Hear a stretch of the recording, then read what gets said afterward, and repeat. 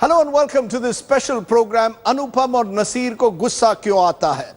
The dominant image of this week has perhaps been the blackening of the face of social and political activist Sudhindra Kulkarni in Mumbai by the Shiv Sena's cadres. Kulkarni's crime? He was accused of setting up the book release function of former Pakistani Foreign Minister Khurshid Kasuri. Several questions have been raised, including the question of rising intolerance, also exemplified by writers who have given up their Sahitya Akademi Awards, claiming that free speech is under threat. Now, two actors have responded in very different ways to the ongoing debate: Anupam Kher and Naseeruddin Shah. So let's listen in first to Anupam Kher, who is accusing the media in particular of selective outrage. The fact is that instead of attacking or questioning the manner in which the Shiv Sena takes the law into their own hands, you seem to suggest that we are guilty of selective outrage. Can you please tell us, why are you targeting the messenger?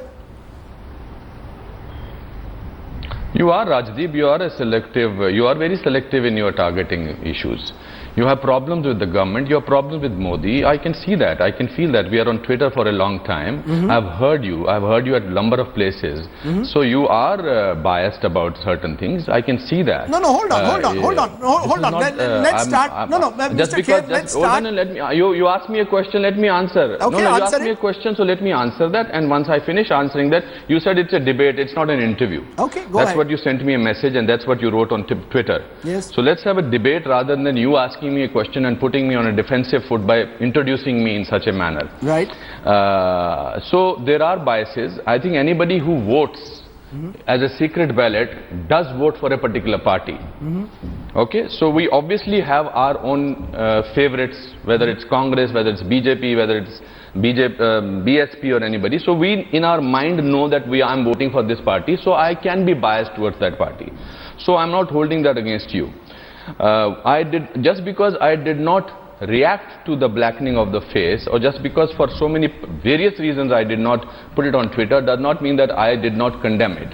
You are waiting for me to condemn it and then sort of think, oh, he is also of our clan. No, why didn't you publicly condemn it? Why didn't you, Anupam Kher, publicly condemn the manner in which a political party that is ruling Maharashtra in alliance with the BJP goes ahead, takes the law into its own hands and blackens someone's face? As an artist, I would have expected you to do that. When Ghulam Ali's concert is cancelled, when a book release is sought to be stopped, shouldn't you have acted there instead of then suggesting that the media is guilty of selective outrage? And why don't you raise the issue of Kashmiri Pandits? Why not focus on what happened yesterday? I can give you 100 of examples. I can give you 100 of examples, Rajdeep, where you have not spoken about it.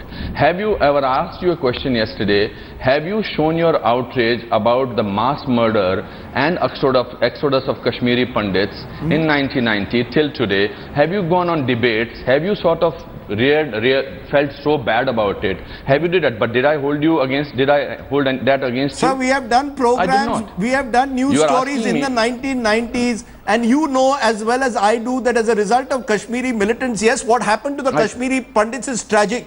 But let's also not forget that many Kashmiri Muslims also died. Are we going to decide outrage based on community, your Pandits versus somebody else's Muslims? You are making it yourself that you have a problem with Mr. Modi or his government. Aren't you outspoken about it?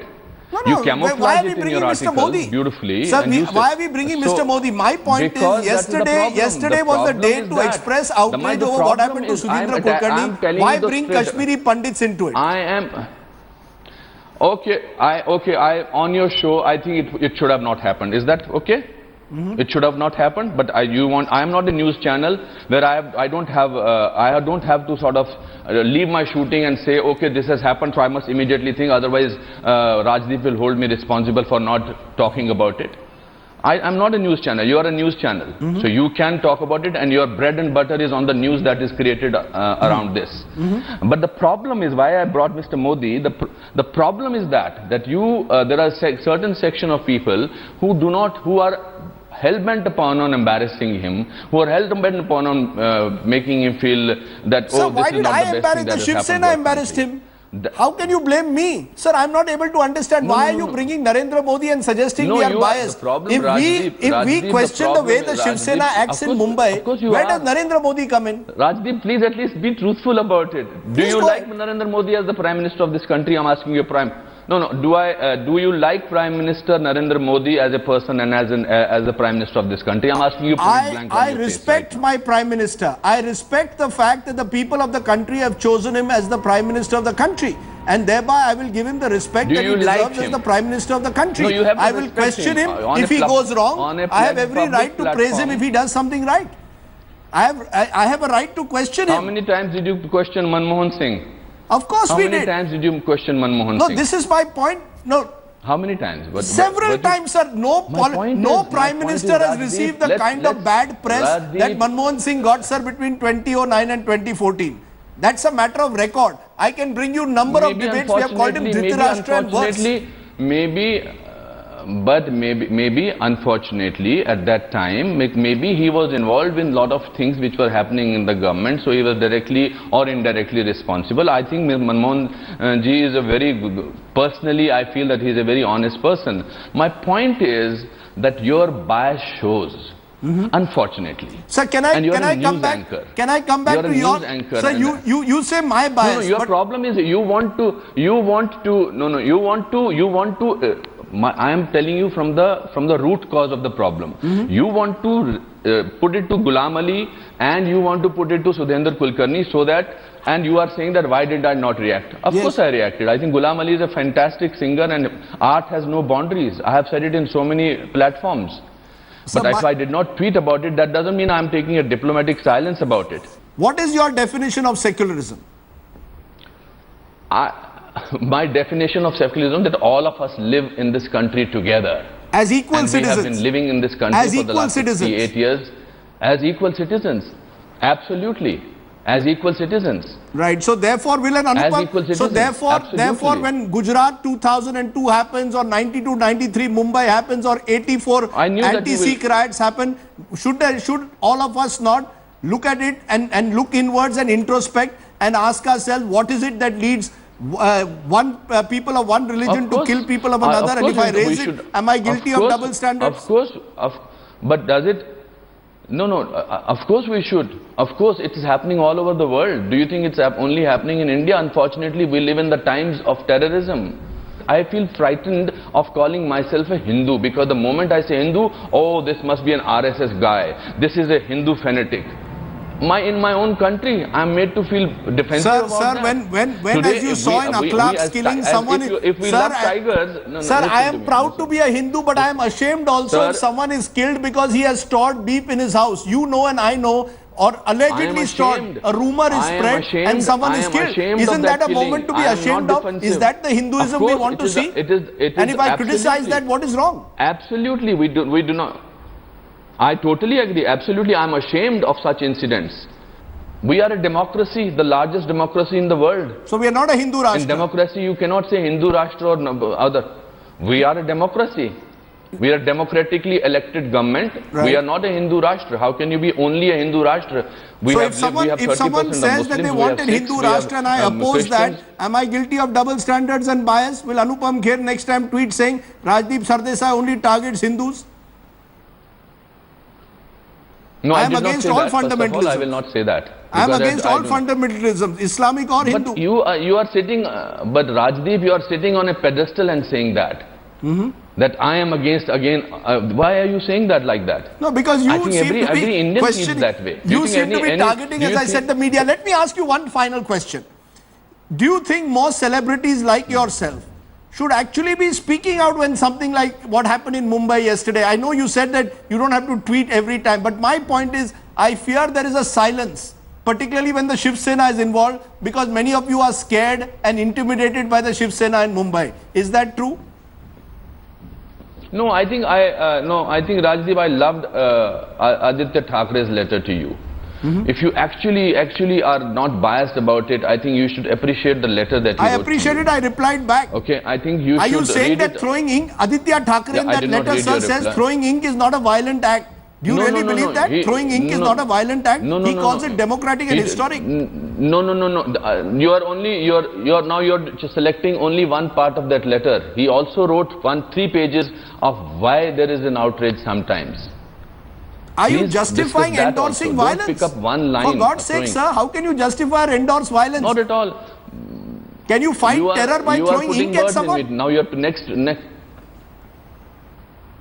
No, you are putting, did I in this whole interview? No, Aditya Thackeray says that. He says the blood of our innocent, blood of our soldiers, what is it if we spill some ink? But do you think, I'm asking you, do you think it's fine that our soldiers are killed on the front? Of course not. I'm saying zero tolerance for terror. Why take it out on Sudhindra Kulkarni or on Kasuri? Take it out on the terrorists. Take it out on the army of Pakistan. That's my point. Have you released your book in Pakistan? I would love to. If someone called me, I would love to. Have you been invited to Pakistan? I have not been invited. The day they invite me, I'll happily go. I wanted to go to do my play. No. Let me just inform you officially over here. I have wanted to go to Pakistan 5 times to do my play over there. Out of which 2 times it was finalized. One time it was finalized by the Dawn newspaper, and both the times I was denied entry. But did that stop me from praising the things that happened there? Did it stop me from writing a letter for Peshawar school killing? No, I did not. Would you be ready tomorrow for a co-production, theatre production with Pakistanis? Put it out, and if the Shiv Sena tries to stop it, will you take them on? I will, if that comes to that, I will take them on, and I don't think they will stop me from that. Okay. I don't think they will stop me from that. That was Anupam Kher giving us his perspective. Now, at the function of former Foreign Minister of Pakistan, Khurshid Kasuri, was stage and film actor Naseeruddin Shah. Shah has always been advocating Indo-Pak friendship, which is why he's become, in a sense, a soft target for those who believe we must cut off relations with Pakistan. What does Naseeruddin Shah have to say about the events of this week? Let's listen in. You don't understand why you're being picked on. Do you believe it's possibly because there is this climate of hate today? There are a lot of hate mongers today, particularly when it comes to Pakistan, and who would believe that a Naseeruddin Shah, in a sense, becomes a soft target because you are seen as someone who has over the years promoted the idea of Indo-Pak friendship, and therefore if you do that, you will be, in a sense, targeted by those who believe that we must abandon all relations with Pakistan. There's no space for sentimentality today when it comes to Pakistan. Absolutely. And on top of that, my name is Naseeruddin Shah. If it had been something else, but perhaps what I said wouldn't have made so much news. I remember saying earlier that it is a pity that their performances of their artists are disrupted, and no performance of mine ever has been. That's all I said. The hate mongers, unfortunately, are having a field day, and they are in a position where their voices can be heard. They are in a position to manipulate news, and they are in a position to make news. And so I would think that the protests by the writers returning their awards, though a little bit futile, is part of a reaction of making a protest, if even symbolic, to stem this scary mood of intolerance that seems to be growing. It is also a fact that some of... Go ahead. Sorry. Go ahead, please go ahead. No, I was going to say that it's true that some of these people who are returning their Sahitya Academy and Sangeet Natak Academy awards are returning awards not given by this government at all, but by another government. But the point is that in the absence of any possibility of debate, in such a mood of intransigence, in a state, in a situation where a perfectly innocuous statement is twisted and interpreted as being anti-Indian. Now, I do not feel the need to justify anything that I said. I do not need to prove my patriotism to anybody. But the fact is that these writers are making a symbolic protest, which they hope will be heard. I wish that the protest had been made through their work. Can I rather ask you? than Can I ask you two an honor points? which has been bestowed. I want to raise 2 points, and the first one is this: you said interestingly just now that if my name was not Naseeruddin Shah, I may not have been targeted. Are you saying that as an Indian Muslim, or are you saying that as a film star? Do you believe you're targeted because you're a celebrity, or because you're an Indian Muslim, or both? Both, I would think, and it really pains me to say this because I've never ever been aware of my identity as a Muslim in this country, and the more the kind of things are happening, the more I'm being made aware of it, and it's deeply saddening to know that, because as I said, that I am Indian and this is my country. There are 4 generations of my family buried here. I belong here. And no one has the right to tell me where I should live and where I should not. The other side, of course, is as I said, there will be those who will say that there is too much sentimentality when you deal with Pakistan. For example, I had Anupam Kher on my program last night, and he said whenever he's tried to stage a play in Pakistan, he's never been given permission to do so, and therefore was trying to suggest that we tend to go overboard at times with our hospitality towards the Pakistanis. They don't reciprocate when Indian music singers or theatre artists or film stars want to go to the other side of the border. Well, if that is true, it's indeed tragic. I really am not aware of these incidents that have occurred with Anupam. I have to say I'm not completely astonished that this has happened, if it has happened. And I would say it's a retaliation in the same way as our movies depict Pakistanis as buffoons always. So they have started making movies which depict Indians as buffoons. I don't see what good this will all lead to. I really do not understand it. But it does seem to be the mood. It does seem to be that we need a villain to beat, and we've got to stick ready to do it. Do you think it's grown? Do you think this feeling of animosity towards between sections on both sides of the border has actually grown, and therefore the space for, let's say, a voice like yours or those who would like to promote Indo-Pak friendship is actually getting reduced? Do you fear that now? There were very few in the first place. There were much more people who were reacting viscerally to the enemy country, as they called it, on both sides. And there are still very few, but there are a few, and we are the few who refuse to lose hope. We are the few who believe in peace rather than confrontation. And I do not fear for my life at all, or I do not fear for my security at all when I travel to Pakistan, and I do not see what is anti-Indian in saying a thing like this. So you're saying you cannot hold a Ghulam Ali in a sense responsible for what the Lashkar-e-Toiba does? You cannot hold, you even believe, a Khurshid Kasuri, even though he was foreign minister, for what, let's say, the ISI does? You believe it's time, it is possible, you believe, to separate cricket, music from politics? I think it's absolutely, it's high time. It's far much more delayed, and the fact that these events are disrupted is an attempt to disrupt any attempt at peace and any attempt at harmony between the two countries. And that's all that I'm talking about, is what I'd like to underline here. Let me ask you, though, in conclusion, about the Sahitya Akademi. If you were and you've written a very fine memoir last year, if you were to get an award like the Sahitya Akademi and you were a winner of that, today would you want to return that award? Would you, as you said, would you want to show solidarity with the writers? Do you believe this is the time to do it? There are those who say, why now? Is this an attempt being made in a sense to protest the Narendra Modi government? Is it against the climate of intolerance? Would you have taken the step that these writers have? I have received some awards. I haven't returned any of them. It is a political statement. These writers and artists who have done so are politically committed people, and as I said, they need to make a statement. They also feel that the award is worth something, and an accusation leveled at them is they are insulting those who gave them the award. I do not know how much truth there is in that argument. The fact is, as I said earlier, I would rather that these writers had registered their protest through their work. It's what I would have done. It's we recently staged. So a you might series have of staged a poems strong play of James Thurber, which were written exactly, and in fact we did, and we discovered the relevance of something that we've already been doing. Poems by James Thurber, as we said in Bangalore, which evoked a tremendous response because people saw the resonances immediately, and we did not have to make any overt political statements, and we didn't.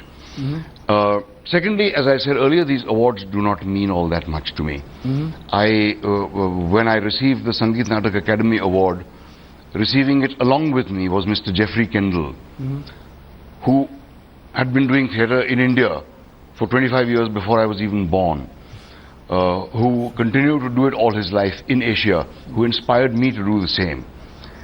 I really think his contribution should have been recognized much earlier. When I was awarded the Padma Bhushan, there were 3 of my teachers from the drama school who were being awarded the Padma Shri. 3 of not 1, not 2, 3 of them, who taught me the fundamentals of theatre. They were being accorded a lesser honor than I was being accorded. So I really believe that being and your name being print-worthy has something to do with it. I'm going to ask you and therefore I would not bother to return these awards. I'm therefore going to ask you, as a theatre person, as someone who's been committed to the arts and culture, you truly believe that arts and culture must rise above all boundaries, whether the boundaries are between India and Pakistan, whether they are carved between Hindu and Muslim. You believe this is a unique country where you need to bring people together. This is a unique subcontinent which needs to cross all boundaries and reflect our shared heritage. And you have no regrets, therefore, of attending. You have no regrets of attending Mr. Kasuri's function. You believe that was the right thing to do. Yes, absolutely, because his book and what it says does not promote anti-Indian propaganda or anti-Indian feeling in any way. It tells the truth as he saw it, and his vision of the truth may be different from others. But I have no regrets about anything that I have said. The fact that what I have said has been twisted and quoted out of context is what bothers me, because that is an infringement on my freedom of speech. That's it on this special show. 2 legends from the world of stage and cinema giving us their perspective.